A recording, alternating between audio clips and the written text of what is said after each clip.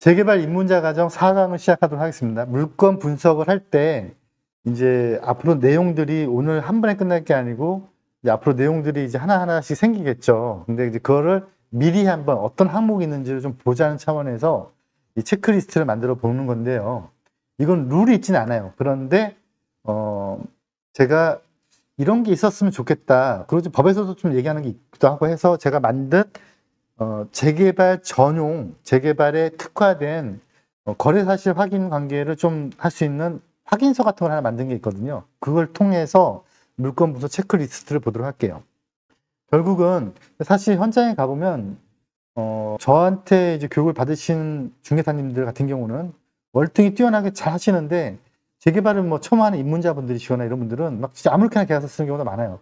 그래서 계약서를 꼼꼼하게 잘 살필 수 있는 물건 분석 체크리스트가 돼야 되고, 결국은 끝에 가서는 권리 산정 기준일이나 어떤 물건의 물딱지 이런 것들도 다 미리 좀 판단하기 위한 거거든요. 그래서 물론 오늘은 그 체크만 할 거고요. 그걸 이제 나중에 어떤 논리적으로 볼 건지는 이제 차차 다른 챕터에서 하게 될 건데, 오늘은 어떤 항목들이 있는지만 좀 먼저 살펴보도록 할게요. 간단히 살펴보도록 할게요. 이제 나중에 조합원이 돼서 또는 그 지역의 물건을 가지고 있어서 이제 쭉 진행이 되면, 그러면 조합에서 당신은 이런 물건을 가지고 있는데 이런 물건으로 인해서 당신 몇 평형 아파트를 받을 겁니다라고 하는 조합원 분양 예정 내역서라는 걸 받게 돼요. 그래서 이거에 딱 들어가 있는 내용이 결국은 이걸로 인해서 내가 아파트를 받게 되는 거거든요. 근데 재수가 없으면 이걸로 끝나는 게 아니고 한 장을 더 받아요.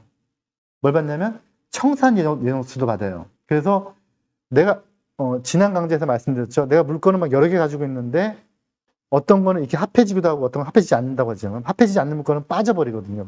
면적에서도 빠지고 막 이래요. 요 안에 들어온 물건들만 이제 인정이 되는 거죠. 나머지 것은 투기라고 보는 거예요. 또는 어떤 편법이라고 보는 거죠.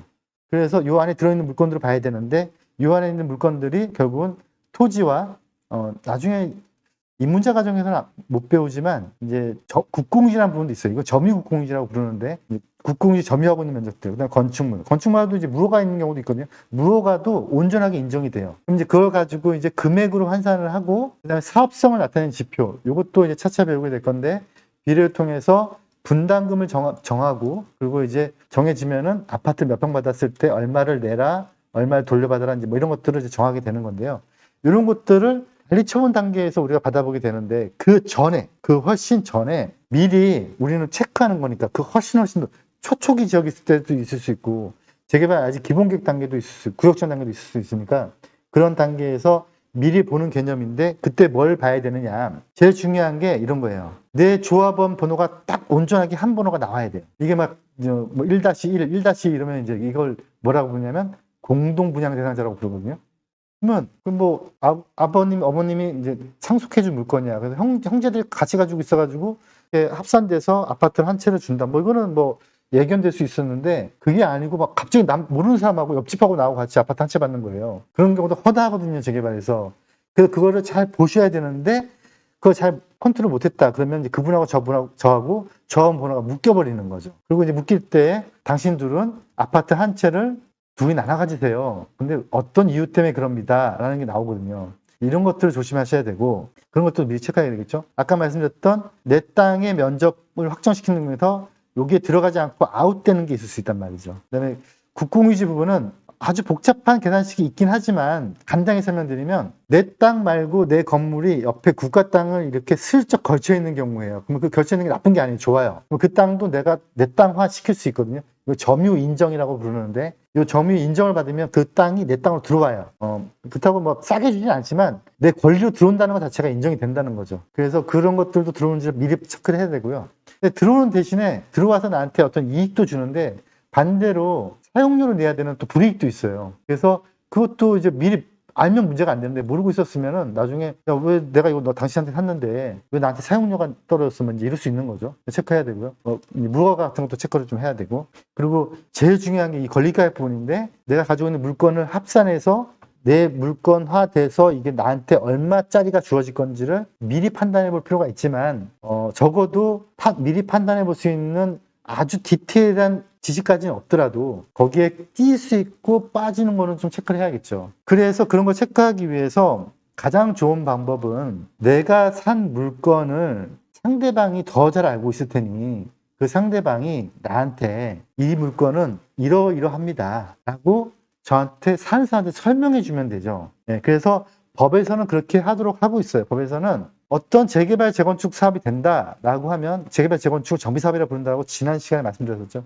그러면 매도자가 설명을 하도록 그래서 확인을 시켜줘야 되는 의무가 있어요. 네, 그런데 이거 안 해요. 아무도. 네. 왜냐하면 이걸 안 해도 벌칙 규정이 없어요. 근데 이걸 안 하면 매도자가 설명해 줘야 되는데 안 해도 매도자는 의무는 있지만 벌칙이 없기 때문에 안 하면 그만이야. 근데 이렇게 설명하는 거를 중개사는 확인해 줘야 돼요. 네. 중개사는 확인 안 하면 중개사한테 벌칙이 있어요. 중개사는 꼭 이걸 쓰시고 확인해야 된다. 그래서 예민한 지역. 근데 이게 정비사업 구역이니까 정비사업의 구역이 아닌 데는 중개사가 안 하셔도 돼요. 네.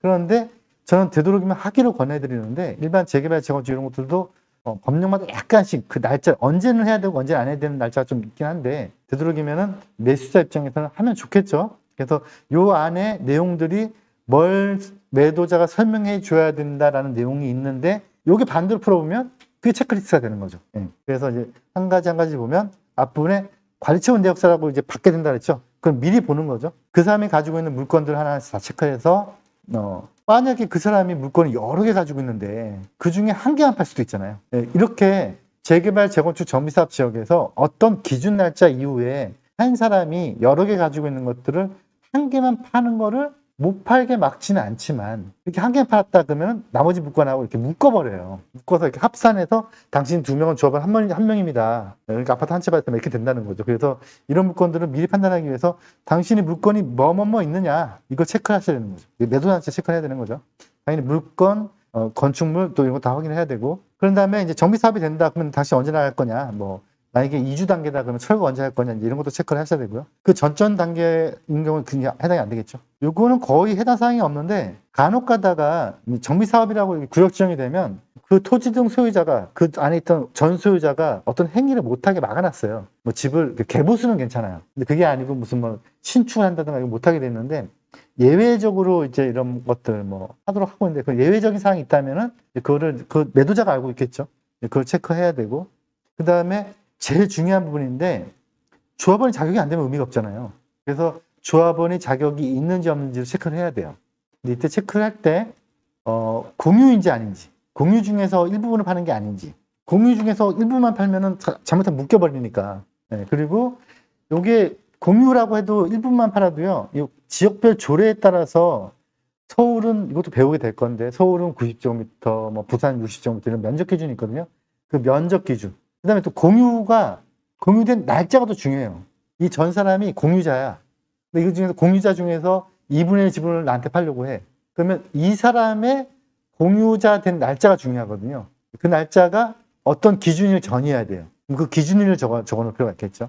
그리고 이것도 나중에 배우게 될 건데 앞부분에 잠깐 말씀드렸던 조합설인가 나면 물건을 여러 개 가지고 있던 걸 팔 수 없거든요. 이런 것들도 한 개 한 개 체크를 해 나가야 돼요. 이제 이거는 투기 과열지구 얘기인데 뭐 재건축이나 재개발 적용 투기 과열지구가 되면 매도자가 매수자한테 파는 거는 괜찮은데 재건축 같은 경우는 투기 과열지구에만 해당되는 얘기예요. 재건축 같은 경우에는 조합설립 인가일 이후에 중요한 단어죠. 조합설립 인가일 이후에 재개발 같은 경우는 관리처분 인가일 이후에 매도자한테 매수자가 파는 건 괜찮은데 한 사람이 물딱지가 돼버려요. 네. 그래서 그거를 하면 안 되죠. 그런데 예외적으로 그런 날짜가 지났음에도 불구하고 재건축 같은 경우는 조합설인가가 지났음에도 불구하고 재개발 같은 경우는 관리처분인가가 지났음에도 불구하고 전 소유자가 관리처분 인가가 났음에도 불구하고 조합설인가가 났음에도 불구하고 전 소유자가 투기 가해지구임에도 불구하고 할 수 있는 예외적인 규정이 있거든요. 그래서 그 예외적인 규정에 해당되는 물건은 안전하게 타셔도 돼요. 그걸 또 체크를 하셔야겠죠. 그리고 임대차 관계가 있으면 그 임대차 사항도 좀 봐야겠죠. 네, 근데 이제 재개발 재건축은 정비사업이라고 부르는데 정비사업은 임대차 보호보다도 더 세다고 보고 있기 때문에 임차인들을 강제로 퇴거시키거든요. 근데 우리가 재개발 재건축만 하는 게 아니잖아요. 지난 시간에 잠깐 배웠던 모아타운. 그죠? 모아타운. 네, 모아타운은 정비 사업이 아니에요. 그래서 걔는 임차인들이 우선적으로 보호가 돼요. 그래서 임차인이 만약에 돈이 얼마 안 됐다 그러면 4년 보호를 받잖아요. 지금 우리 임차인 보호법에서. 그 사람들은 내쫓기 전까지 개발 사업이 안 되는 거죠. 그래서 이제 그런 것들도 좀 검토를 하셔야 돼요. 그리고 앞번에 잠깐 말씀드렸던 신축 같은 경우 권리산정 기준일이 되게 중요한 날짜니까 이 날짜가 그 해당 지역이 이 권리산정 기준일이 언제인지를 반드시 체크하셔가지고 그 이후에 필지 분할됐거나 다세대 분할됐거나 새로 지은 건물들 이런 것들은 그 지역의 권리산정 기준 날짜를 반드시 체크하셔야 된다. 그러면 이제 안전한 물건을 사실 수가 있는 거죠. 그리고 관리처분이 난 지역이라면 그러면 이제 그 사람이 관리처분 내역서 아까 보여줬던 홍길동의 관리처분 내역서 그 내역서를 보고 그 안에 이제 금액들을 다 미리 적어 놓는 게 좋겠죠. 물론 이거는 약간씩 나중에 입주할 때 바뀌긴 해요. 그래도 바뀌기 전에 금액들을 먼저 미리 적어 놔야겠죠. 미리 체크해 놓으면 적어도 내가 추가 부담 금액을 얼마 내겠구나. 이거 판단할 수가 있겠죠.